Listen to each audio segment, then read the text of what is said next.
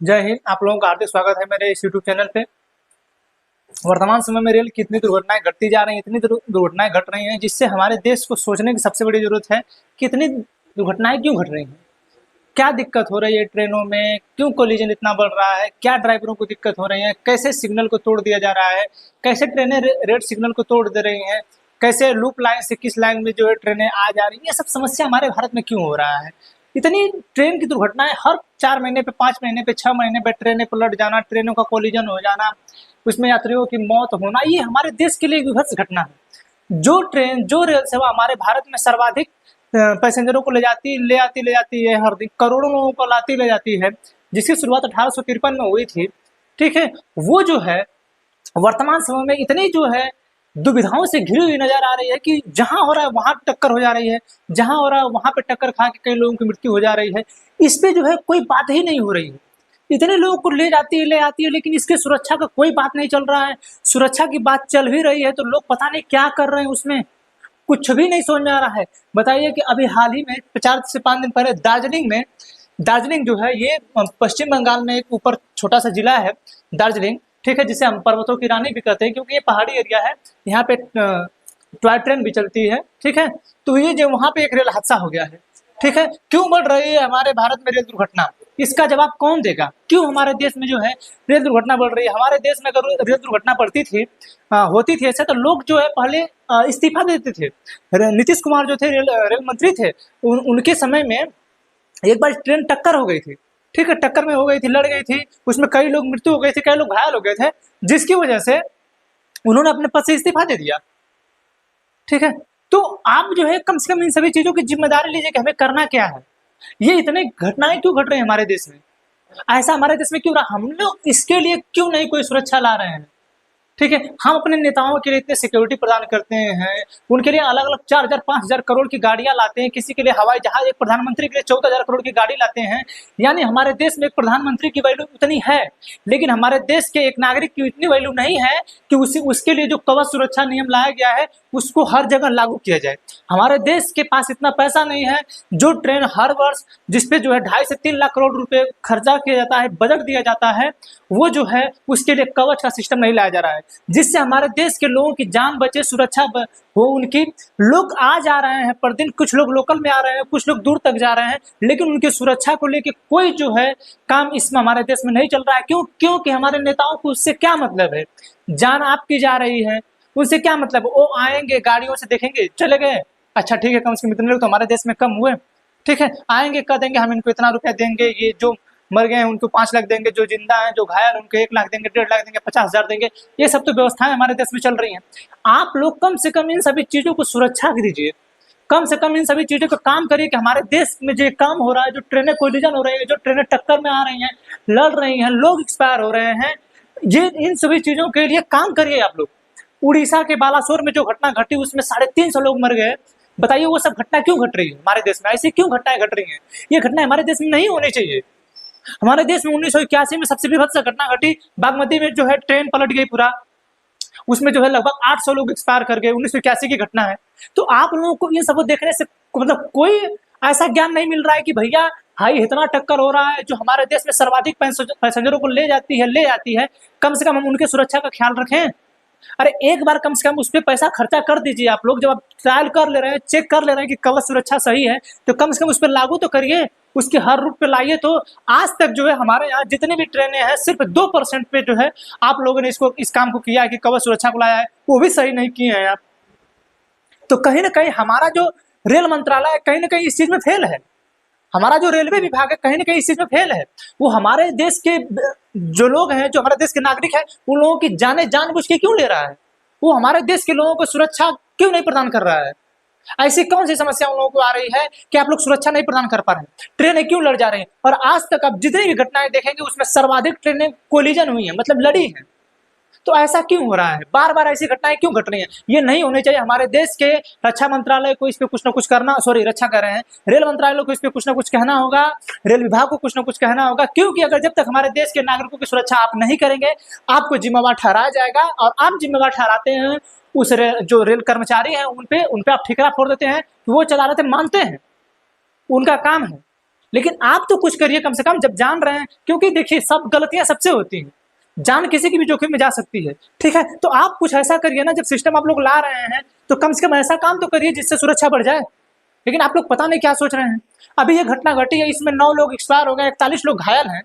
अभी पता नहीं कितने लोग एक्सपायर होंगे। आज तक तो किसी भी ट्रेन का जो कोलिजन हुआ, जो टक्कर हुई ट्रेन में, किसी का सही डाटा ही नहीं आया कि कितनी ट्रेनें लड़ी, कितने लोग मरे, कितने लोग जिए, कितने लोगों को अस्पताल में सही किया गया, किसी को कोई डाटा ही नहीं मिलता, सही एक्यूरेट डाटा ही नहीं मिलता। क्यों? क्योंकि जो लोग जनरल में एक्सपायर होते हैं, डाटा तो सिर्फ किसका होता है, स्लीपर वालों का डाटा होता है, ठीक है। स्लीपर वालों का नाम होता है, उन लोगों का डाटा होता है, कितने लोग एक्सपायर हुए हैं। जो लोग जनरल के लोग रहते हैं उनका पता ही नहीं चलता है, क्योंकि न उनका नाम है न कुछ है, तो उनका कोई डाटा ही नहीं रहता है। तो सर्वाधिक लोग जनरल के लोग अगर मरे रहते हैं तो उनका तो कोई डाटा ही नहीं पता चलता है, ठीक है। और हम लोग 750 जन पाते हैं। आज तक ट्रेनें इतनी बड़ी बड़ी घटना हुई और हम लोग आज तक सिर्फ 750 लोग को पाए हैं। पता नहीं 1000 लोग 2000 लोग एक्सपायर हो जाते हैं, लेकिन हम लोगों ने डाटा कम से कम दिया, क्योंकि हमारे देश के जो राजनीतिक लोग हैं, हमारे देश के जो नेता हैं, जो रक्षा मंत्री बार-बार आ रहा है, रेल मंत्री हैं, रेलवे विभाग, इस पर कोई ठिकाना न फोड़ पाए, ठीक है। तो आप जो है रेलवे मंत्री हैं, चाहे रेल विभाग है, आप लोगों के ऊपर ठिकरा फोड़ा जाएगा अगर आप लोग इस देश में, हमारे देश के नागरिकों को, रेलवे से जाने वाले लोगों को अगर आप सुरक्षा प्रदान नहीं करेंगे तो ये ठिकरा आप पे फोड़ा जाएगा, ठीक है। अन्यथा आप लोग जो कवच सिस्टम है, चाहे हमारे देश को सुरक्षा करने के लिए कुछ और सिस्टम लाइए, ठीक है। या रेलवे कर्मचारियों को लाइए। आप रेलवे कर्मचारी को भर्ती नहीं कर रहे हैं, उसमें एक कर्मचारी को 8 घंटे की ड्यूटी के अलावा आप 12-12, 18-18 घंटे खटा रहे हैं। डाटा उठा के देख लीजिए, क्या आप 18-18 घंटे खटा रहे हैं आप लोगों को? बताइए, किसी को सोना नहीं है? एक व्यक्ति मुंबई से चला आ रहा है, पूरा पटना तक जा रहा है, वो सोएगा नहीं? वो 18-18, 20-20 घंटे, 22-22 घंटे किसी व्यक्ति को आप लोग ड्यूटी दे रहे हैं, कैसे करेगा? कम से कम एक व्यक्ति को 8 घंटे ड्यूटी दीजिए। हवाई जहाज चलाने वाले व्यक्ति को, जिसमें 250 लोग सिर्फ जाते हैं, 250 से 300 लोग, 200 लोग जाते हैं, उनको जो है एक दिन हवाई जहाज चलाने के बाद 2 दिन मौका दिया जाता है सोने के लिए। यहाँ पे जो वही 5-5 हजार, 3-3 हजार, 6-6 हजार लोगों को लेके जा रहे हैं भर के। कम से कम आप लोग उनको 8 घंटे की ड्यूटी दीजिए। इतने घंटे की ड्यूटी मत दीजिए कि वो परेशान हो जाए, ठीक है। और कर्मचारियों की भर्ती करिए। आप जो है रेलवे की सफाई कराने के लिए 1200 को 1600 करोड़ रुपया खर्चा करा दे रहे हैं, आप भर्ती नहीं कर सकते हैं? आप लोग संविदा पे भर्ती कर रहे हैं, आप लोग नाटक पूरा फैला के रखे हैं आप लोग रेलवे में। हमारे देश के जो नागरिक हैं उनके जान मान के कोई आपको फर्क ही नहीं है कि इन देश के जो हमारे नागरिक हैं उनके भी जान की कोई सुरक्षा हो। नहीं तो 1981 से पहले से भी घटनाएं घटती आ रही हैं। 2012 में ममता बनर्जी जब रेल मंत्रालय में थी तो उनके समय में कवच सिस्टम को लाया जा रहा था। आज 2024 आ गया, आज तक हमारे देश में कवच सिस्टम नहीं लागू हुआ। क्यों? क्योंकि हमारे देश के नागरिकों की कोई जान की परवाह नहीं है, किसी को ना कुछ पता नहीं आप लोग क्या कर रहे हैं। और हमारे देश के लोग मूर्ख भी हैं, सिनेमा पर चढ़ के पूछ लेते हैं आपसे ना तो सही रहता, लेकिन पता नहीं है उन लोगों को, ठीक है। तो ये घटना हमारे देश में घटती रहेंगी अगर हमारे देश के जो लोग हैं अगर ये जागरूक नहीं होंगे कि हमारे देश की जो रेलवे सेवा है कम से कम उसमें सुरक्षा प्रदान की जाए, ठीक है। आगे आइए, देखिए ये जो है, ये बागमती ट्रेन जो है गिरी थी नदी में। इसमें डाटा दिखाया गया कि 750 लोग एक्सपायर हुए हैं। ये अभी जो है दार्जिलिंग में ट्रेन लड़ी थी, कल 3-4 दिन पहले जो है दार्जिलिंग में लड़ी है। इसमें 9 से 10 लोग एक्सपायर हुए हैं, 41-42 लोग घायल हैं, ठीक है। देखिए ये जो है बालासोर में, उड़ीसा के बालासोर में जो घटना घटी थी, ये तो हमारे देश की विभत्स घटना सबसे रही, ठीक है। इसमें जो है एक पिता जो अपने पुत्र के शव को ढूंढता रहा और न्यूज में आया था कि रो रहा है, ठीक है। तो ऐसी घटना हमारे देश में घट रही है, हमारे नेताओं को कोई फर्क नहीं पड़ता। आते हैं लोग, शौक से देख के चले जाते हैं, चलिए कम से कम इतने लोग गए। अरे भैया क्या कर रहे हैं आप लोग, क्या चल रहा है, ठीक है। तो यही तो मैं 3-4 दिखाया हूँ, आप जाके अभी आगे दिखा रहा हूँ। देखिए क्या घटनाएं घट रही हैं। ये देखिए मैं कुछ लाया हूँ, ट्रेनों का टक्कर कैसे होता है, बाजू से टकराने से पटरी से उतर जाती है, आग लग जाती है, विस्फोट इत्यादि हो जाता है। कारणों के वैकल्पिक रूप से वर्गीकृत की जा सकती हैं, ठीक है। उदाहरण के लिए चालक और संकेतक करने वालों का दोष। जैसे चालक कभी कभी गलती कर देता है, कभी कभी जो लोग संकेतक दिखाते हैं, जो रेड कलर का संकेतक दिखता है, पीला कलर का संकेतक दिखता है, कुछ उस हिसाब से गलती हो जाती है। क्योंकि अभी जो कल ट्रेन में टक्कर में आई है, जो कल ट्रेन में मतलब 2 दिन पहले आई है, ये वाला ये कंचनजंगा एक्सप्रेस था, ठीक है। इसमें जो एक ट्रेन पीछे से मालगाड़ी लड़ी है, इसने जो है रेड कलर की जो बत्ती जलती है उसका उल्लंघन करके क्रॉस करके लड़ी है, ठीक है। तो इन सबों की दिक्कत होती है। तो यहाँ पे बताया गया है कि चालक और संकेतक करने वालों का दोष हो सकता है, जो लोग चलाते हैं उनका, ठीक है। इंजन या डिब्बों के यांत्रिक विभाग की विफलता हो जाती है, ठीक है। उसके बाद पटरियां और सेतु में कहीं दिक्कत हो जाता है, बर्बरता, तोड़फोड़ और आतंकवाद से कहीं दिक्कत हो जाती है, ठीक है। दुरुपयोग, अतिक्रमण, प्राकृतिक कारणों जैसे बाढ़ वगैरह आ जाती है, जैसे पंबन द्वीप के पास वगैरह जो रेलवे थी उससे कुछ घटनाएं घटी थी। तो ये सब जो समस्या है ये सब जो समस्या, इन सबों से निपटने के लिए हमारे देश के सरकार को कुछ करना चाहिए, हमारे देश के रेल विभाग को कुछ करना चाहिए, क्योंकि अगर ये घटनाएं ऐसे ही घटते रहेंगी जो हमारे देश की सर्वाधिक लोगों को ले जाती है, अगर हम उसकी सुरक्षा प्रदान नहीं कर पाएंगे तो हम अपने देश के नागरिकों की सुरक्षा कर कहाँ रहे हैं। ठीक है, देखिए भारत की सबसे घातक रेल दुर्घटना बिहार रेल दुर्घटना, जिसमें 750 लोग मारे गए थे, जो बागमती नदी में गिर गई थी ट्रेन। ठीक है, इसके बाद फिरोजाबाद रेल दुर्घटना 358 लोग मारे गए थे। 2023 उड़ीसा ट्रेन टक्कर अभी 2023 में घटना घटी थी उड़ीसा में बालासोर में, इसमें कितना 300 लोग लगभग मारे गए थे। गैसल ट्रेन दुर्घटना 285 लोग। खन्ना रेल आपदा 212 लोग। रफीगंज के मलबे में दब गए थे 200 लोग। 1964 में रामेश्वरम चक्रवात देख रहे हैं, आपदा के कारण आया है। पंबन ब्रिज दुर्घटना 150 लोग मारे गए थे। ज्ञानेश्वरी एक्सप्रेस ट्रेन पटरी से उतर गई, 148 लोग मारे गए थे। भैया ट्रेन पटरी से उतर गई। गैसल ट्रेन दुर्घटना हो गई, उड़ीसा में ट्रेन टक्कर में आ गई, प्राकृतिक आपदा आ गई, ये सब जो घटनाएं घट रही, आप इन पे ध्यान क्यों नहीं दे रहे हैं कि हमारे देश में अब पिछले जो है 200 सालों से लगभग हमारे यहाँ ट्रेनें लगभग 200 सालों से ट्रेनें चल रही हैं, तो आप इन सभी चीजों पर ध्यान देकर उस पर कार्रवाई नहीं कर सकते हैं। लेकिन काहे करेंगे, हमारे देश के नागरिकों को परवाह रहेगी तब ना आपको। देखिए हमारे देश में घटना कब कब ज्यादा हार्ड घटी है। देखिए 2001 में घटना घटी उत्तर प्रदेश में, एक रेलवे क्रॉसिंग पर खड़ी बस और रेल के टक्कर हो जाने से 31 लोग मारे गए थे। ठीक है, फिर 2002 में घटी गई महाराष्ट्र के घाटनदूर स्टेशन पर सिकंदराबाद मनमाड़ के खड़ी मालगाड़ी से टकरा जाने से। देखिए ये सब टक्कर से हो रहा है, ज्यादातर ट्रेनें टक्कर से लड़ी हैं। ठीक है, फिर 2003 में पटना से मुंबई जाने वाली लोकमान्य तिलक सुपरफास्ट एक्सप्रेस की 13 बोगियों के मध्य प्रदेश के नरसिंह पटरी से उतर गई। कैसे पटरी से उतर जा रही है? 12 मई 2002 नई दिल्ली से पटना जा रही श्रमजीवी एक्सप्रेसवे के पटरी से उतर जाने से 12 लोगों की मृत्यु हो गई, पटरी से उतर गई। 1 सितंबर 2002 को बिहार के औरंगाबाद जिले में हावड़ा दिल्ली राजधानी एक्सप्रेसवे की एक बोगी के धावे नदी में गिर जाने से नदी में गिर गई भैया। ठीक है, फिर 2003 में अमृतसर जाने वाली फ्रंटियर मेल की 3 बोगियों में आग लग गई। ठीक है, आग लग गई। 2003 में करवान मुंबई सेंट्रल हॉलिडे विशेष ट्रेन के महाराष्ट्र के सिंधुदुर्ग जिले के वैभववाड़ी स्टेशन पार करते ही पटरी से उतर जाने से 53 लोग मारे गए, 53 लोग मर गए। 2 जुलाई 2002 वारंगल में ट्रेन का इंजन और इसके साथ लगे 2 बोगियों के पुल से गिर जाने से 18 लोग मारे गए। ठीक है, इतने लोग मर गए। 27 सितंबर 2004 को गुवाहाटी जाने वाली कंचनजंगा एक्सप्रेसवे के पश्चिम बंगाल के दिनाजपुर जिले में मानव रहित फाटक पर एक ट्रक से टकरा जाने से 30 लोग मारे गए। देखिए कंचनजंगा एक्सप्रेसवे तब लड़ी थी 2004 में, फिर अभी जो है लड़ गई है। देखिए 17 जून 2024 को पश्चिम बंगाल के दार्जिलिंग में ये ट्रेन हादसा हुआ है। ठीक है, 15 दिसंबर 2004 को पंजाब के जालंधर से 40 किलोमीटर दूर अहमदाबाद जाने वाली जम्मू तवी एक्सप्रेसवे की लोकल ट्रेन से आमने सामने हुई टक्कर में 11 महिलाओं सहित 34 लोग मारे गए और लगभग 50 लोग घायल हो गए। बताइए ये ट्रेनों की टक्कर हो रही है। 2005 में महाराष्ट्र में एक रेलगाड़ी और ट्रैक्टर ट्राली की टक्कर में कम से कम 50 लोगों की मौत हो गई। ठीक है, 21 अप्रैल 2005 को गुजरात में बड़ोदरा के पास साबरमती एक्सप्रेस और एक मालगाड़ी की टक्कर में कम से कम 17 लोगों की मौत हो गई, फिर ये टक्कर हो गया। 18 अगस्त 2006 को सिकंदराबाद रेलवे स्टेशन के पास चेन्नई हावड़ा एक्सप्रेसवे की 2 बोगियों में आग लग गई भैया। 1 नवंबर 2006 को पश्चिम बंगाल में एक रेल दुर्घटना में लगभग 40 लोग मारे गए और 15 लोग घायल हो गए। रेल दुर्घटना फिर हो गई।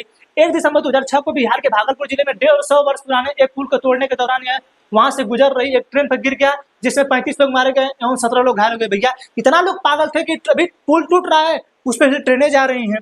ठीक है, 135 कितने लोग मारे, 35 लोग मारे गए, 17 लोग घायल हो गए। 16 अप्रैल 2007 को तमिलनाडु में थिरुमातपुर के कांचीपुरम में गांव के पास एक ट्रेन और मिनी बस की टक्कर हो गई, जिसमें कम से कम 11 लोग मारे गए। भैया बस की टक्कर हो जा रही है, हमारे देश के लोग पता नहीं कैसे रेलवे फाटक बना रहे हैं, ओवरब्रिज नहीं बना पा रहे हैं। ठीक है, उसमें टक्कर हो रही है। यानी ज्यादातर जो घटना आप देख रहे हैं, टक्कर हुई, गिर रही है, भारत सरकार की ही सब कमियां हैं। ये सब भारत सरकार की कमियां हैं। भारत सरकार को क्यों पूरा नहीं कर रहा है? ठीक है, अगस्त 2008 में सिकंदराबाद से काकीनाडा जा रही गौतमी एक्सप्रेस में देर रात आग लगी, इसके कारण 32 लोग मारे जाने के और कई लोग घायल हुए। 2001 में उड़ीसा के जयपुर रोड स्टेशन पर कोरोमंडल एक्सप्रेस की 12 बोगियों पटरी से उतर गई, इसमें 15 लोगों की मौत हो गई। 21 अक्टूबर 2009 को मथुरा के निकट हुई रेल दुर्घटना में गोवा संपर्क क्रांति एक्सप्रेस मेवाड़ एक्सप्रेस से टकरा गई। बताइए टकरा गई। 20 नवंबर 2016 को कानपुर उत्तर प्रदेश के कानपुर देहात जिले के पुखराया में इंदौर पटना एक्सप्रेस के 14 डिब्बे जो है पटरी से उतर के 100 से ज्यादा यात्रियों की मौत हो गई।